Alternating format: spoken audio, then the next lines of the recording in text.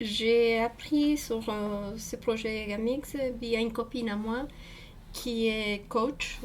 À ce moment-là, j'étais un peu perdue. Je venais de me retrouver sans travail. Et je sais que Pôle emploi existe, mais je ne savais pas qu'il y avait d'autres ces structures aussi qui pouvaient m'aider, me donner d'autres outils pour retrouver un boulot, pour repartir de nouveau sur d'autres projets.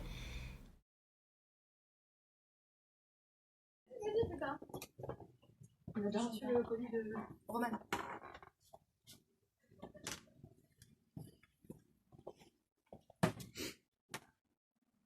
Laquelle tu as entre les mains qui te fait peur, tu me disais? Vous avez trouvé une image qui vous parle? Alors, je n'ai pas forcément compris ce que c'était, mais je vois des femmes qui soudent. Ouais, effectivement. Donc vous avez compris ce que c'était, oui. Non, mais je sais pas ce qu'elles soudent. On dirait des bouteilles de plongée. Je sais pas, peut-être des... Non, ce sont des bombes. Au secours. Moi, j'ai vu des bouteilles de plongée, alors je vais rester dans cette idée.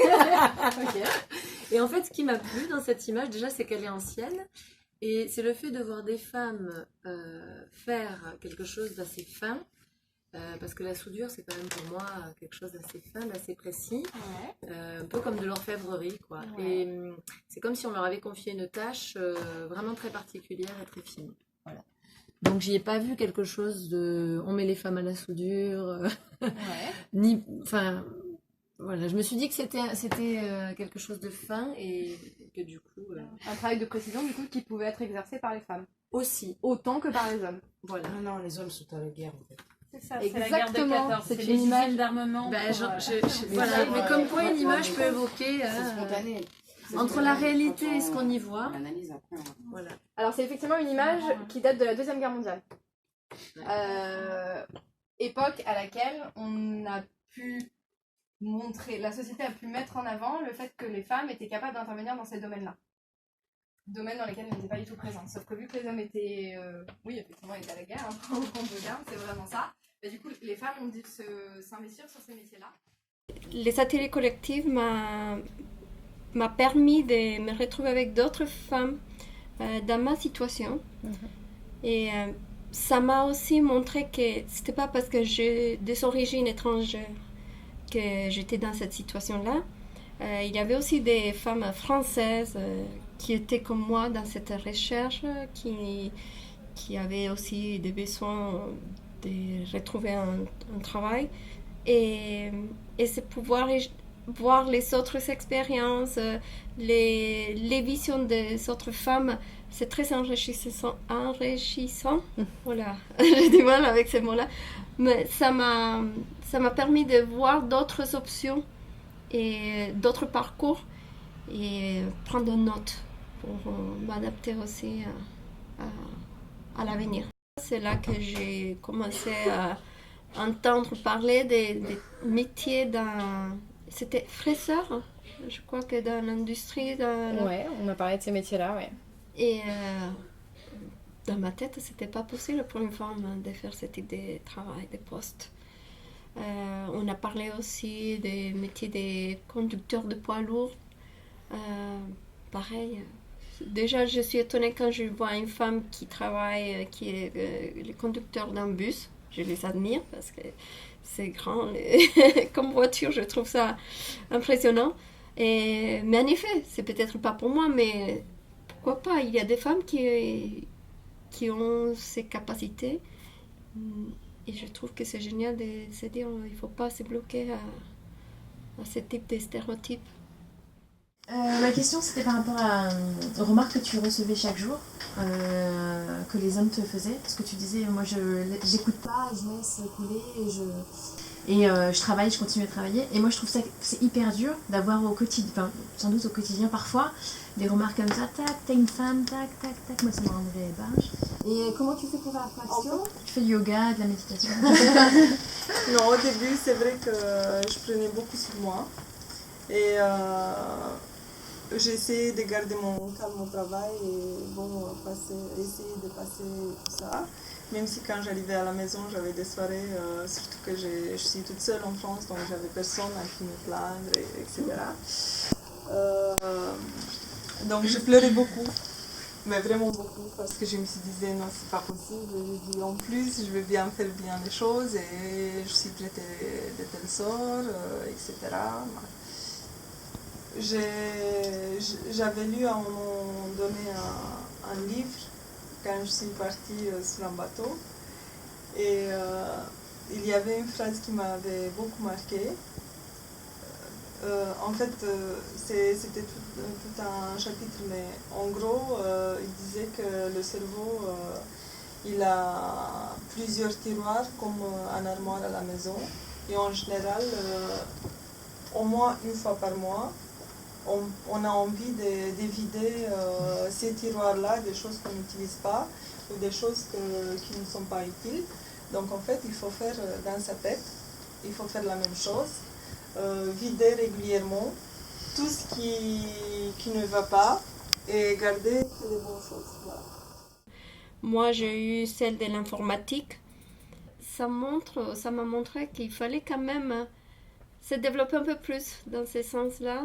Peut-être pas pour devenir informaticien, mais au moins pour pas rester derrière dans la société, parce que tous les réseaux sociaux, la façon de faire les choses maintenant, ça passe presque tout par Internet. Et il faut au moins avoir une petite notion pour comprendre.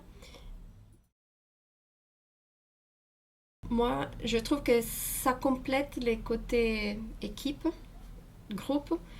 Parce que dans un groupe, on ne peut pas des fois avoir le temps ou l'intimité de s'exprimer à fond et d'avoir des informations, du travail vraiment précis et personnalisé que j'ai pu faire pendant mes rendez-vous individuels.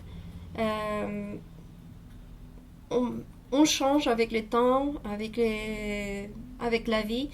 Et de se faire une petite réévaluation de temps en temps pour savoir qu'est-ce qu'on aime toujours faire, vers où est-ce qu'on peut aller, qu'est-ce qu'on peut viser maintenant dans une autre étape de la vie. Je trouve ça génial. Ça m'a donné plein d'idées, des idées des métiers, des façons de trouver du boulot, il y a des nouveaux outils, il y a des nouvelles façons de chercher du travail, mais aussi de nouveaux emplois que je ne connaissais pas ou que je n'imaginais pas. Et pouvoir découvrir, au moins être... pas que je les connaisse, mais au moins se dire, bon, ils existent, pourquoi pas aussi regarder un peu vers ces autres domaines, si éventuellement je peux y rentrer.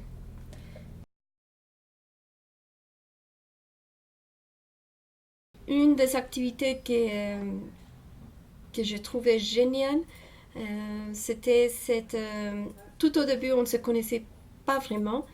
Et la première chose qu'on a dû faire, c'est de nous donner une rétroalimentation.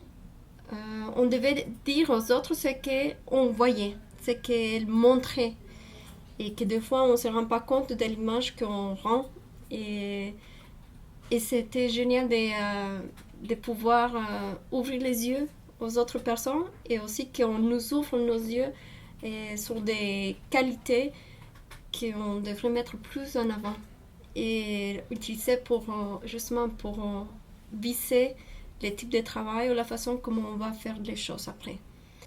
Très particulièrement, j'ai beaucoup apprécié celui-là du juridique parce qu'un contrat de travail, on connaît les mots, mais tout ce qu'il y a derrière, on ne connaissait pas. Moi, personnellement, je ne connaissais pas. Avoir tous ces détails, ça a été super intéressant. Grâce à ces bilans et les ateliers, les partages, tout ça, j'ai pu décanter, j'ai pu un peu trouver un domaine que je ne connaissais pas vraiment et dans lequel j'aimerais bien avoir une formation, une BTS. C'est un BTS en assistant management PME, PMI. C'est assez large, mais justement parce que c'est très vaste, et ça me donne la possibilité de chercher des postes dans plusieurs domaines et de les combiner avec mes connaissances des langues. C'est ce que j'aimerais bien faire. Et alors, je finis le bilan, j'ai défini mon projet, mais les inscriptions pour la formation ne sont pas encore ouvertes. Il faut que j'attende pour pouvoir continuer.